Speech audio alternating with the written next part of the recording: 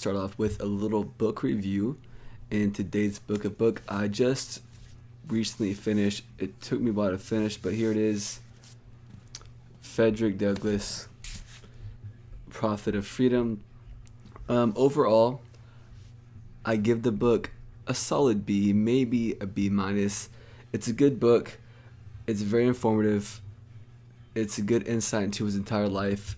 However, I do think the author put a little too much of his own opinion and his own viewpoints in there with it. And there not too much. It wasn't too much. It was still a good book, but there's some times where you can kind of tell that he's kind of putting in some of his own ideas, not necessarily what is factual, and which is fine. You write the book, you get to do what you want, but for me, it knocks it down a little bit, puts it down to a B. It's a good book.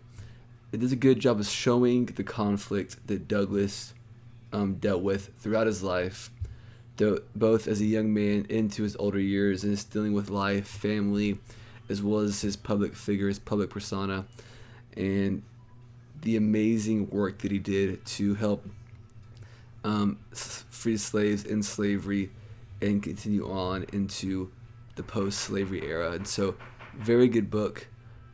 Again, not quite an A in my opinion. A solid B, maybe a B minus, but I definitely recommend this book if you're trying to learn more about Civil War history, African American history, and just look into a unique and amazing individual in Frederick Douglass. So, Frederick Douglass, Prophet of Freedom by David W. Blight. So, check it out if you want to. This has been the book review.